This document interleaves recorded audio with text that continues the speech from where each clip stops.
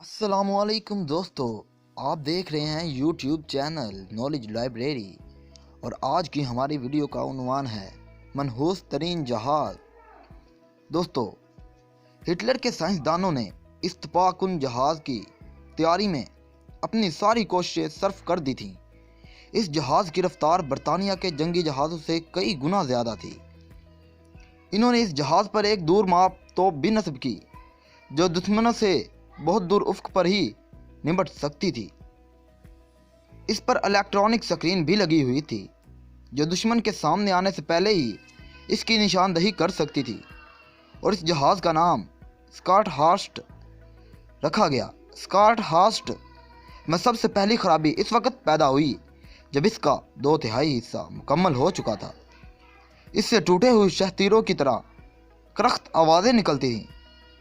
پھر ایک دن یہ اپنے پہلوؤں کے بل الٹ گیا، جس سے 61 کارکن ہلاک اور 110 زخمی ہو گئے۔ اسے سیدھا کرنے پر 3 ماہ صرف ہوئے۔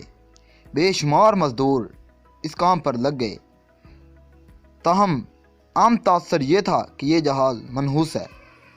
آخر کار اسے سمندر میں اتارنے کا وقت بھی آن پہنچا۔ اعلیٰ نازی حکام ہٹلر، ہملر، گورنگ، یشرف اور ڈونیٹر سبھی اپنے ہمسایوں پر ایک تباہ کن جہاز تیار کر لینے کے متعلق اپنی مہارت کا آروپ ڈالنا چاہتے تھے۔ اس دن تمام نازی وہاں پر موجود تھے، لیکن خود جہاز موجود نہیں تھا۔ اس سے پچھلی رات جہاز خود ہی کھلے سمندر میں الٹ گیا۔ کھاری میں اترتے وقت اس نے کئی جنگی کشتیاں پیس کر رکھ دی۔ اپنی ناکامی چھپانے کے لیے نازیوں نے یہ اعلان کیا کہ سمندر میں اتارنے کے خفیہ طریقے صیغہ زار میں رکھنے کے لیے جہاز سے اتارنے کی رسم گزشتہ رات ہی ادا کر دی گئی۔ ہٹلر کی عظمتوں کا رکھوالا بالآخر سمندر میں تیر رہا تھا۔ جب جرمنوں نے ڈانزک فتح کر لیا تو انہوں نے ساری دنیا میں اسکارن ہارٹ کی تباہ کاریوں کا فلمیں بھیج دیں، لیکن بہت کم لوگوں کو یہ معلوم تھا کہ اسکارن ہارٹ نے جنگ کے دوران اپنے ہی 9 آدمی ہلاک کر دیے تھے۔ دوستو، ہوا کی آمد و رفت میں کوئی رکاوٹ نہیں تھی۔ اس کے باوجود اسکارن ہارسٹ کی بڑی توپ پھٹ گئی، جس سے 12 توپچی ہلاک ہو گئے۔ اسکارن ہارسٹ نے اوسلو کے محاصرے کے دوران بھی اپنی نحوست کا اعادہ کیا۔ نازی جنگی کشتیوں نے بد نصیب بندرگاہ پر گولے برسائے۔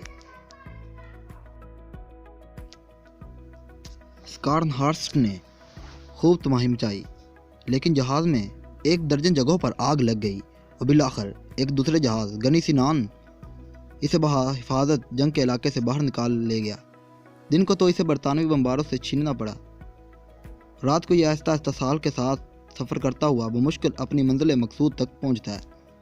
نامعلوم وجہ کی بنا پر اس کا ریڈار اندھیرے کے سامنے میں آنے والے ایک بڑے سمندری جہاز کی شناخت نہ کر سکا۔ جہاز میں خطرے کا الارم بجا، لیکن بے سود، کیونکہ چند ہی سیکنڈ بعد ٹکرانے سے جہاز تباہ ہو گیا۔ دوسرا جہاز بڑی طرح کینچر میں پھنس گیا اور اس طرح سمندری بمباروں کے اڈے کا کام دینے لگا۔ اسکارن ہارسٹ کی موقع پر ہی مکمت کر دی گئی۔ ہٹلر کی قسمت کا ستارہ غروب ہونے والا تھا۔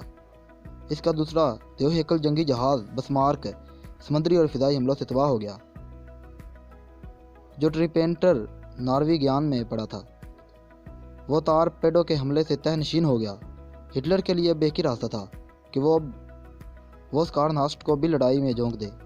ایک دفعہ یہ جہاز البی کی بندرگاہ سے رات کو از خود کھلے سمندر میں اتر گیا، بری طرح ٹکرانے اور پھر پے در پے سمندری فضائی حملوں کی بدولت اس کا روپ جاتا رہا۔ اسکارن ہارسٹ سے چند 100 گز کے فاصلے پر ایک جہاز کھڑا تھا جس کا انجن جام ہو چکا تھا۔ چند منٹوں کے بعد عقب سے برطانوی بیڑا نمودار ہوا اور پوری طرح رفتار سے اپنے نشانے کی طرف بڑھنے لگا۔ اسکارن ہارسٹ برطانوی بیڑے کی نسبت تیز تھا، چنانچہ وہ نظروں سے اوجھل ہو گیا، لیکن برطانوی کمانڈر نے 16,000 گز کے فاصلے سے اسکارن ہارسٹ کو نشانہ بنایا۔ 1000 ٹنوں کی گولہ باری سے جہاز ڈگمگانے لگا۔ اس کے بعد کئی گولے جہاز پر آنے لگے، جس سے یہ تہ سمندر کی تہ میں بیٹھ گیا۔ جہاز کا زیادہ تر عملہ منجمد پانی میں جم کر مر گیا۔ صرف 2 ہی آدمی بمشکل ربڑ کی ناک سی کی کشتی میں ساحل پر پہنچتے ہیں، لیکن 2 ماہ کے بعد تیل گرم کرنے والے ہیٹر پھٹنے سے دونوں آدمی مر گئے۔ وہ برطانوی گرفت سے تو بچ نکلے، لیکن سمندر کی شدید لہروں نے ان سے کچھ تغرض نہ کیا۔ لیکن اسکارنہاسٹ کی نفوست اسے کوئی بھی نہ بچا سکا۔ دوستو، آج کی آپ کو ویڈیو کیسی لگی ہمیں کمنٹ باکس میں مطلع ضرور کیجیے گا، اور ہماری آنے والی نئی ویڈیو کا انتظار کیجیے گا دوستو۔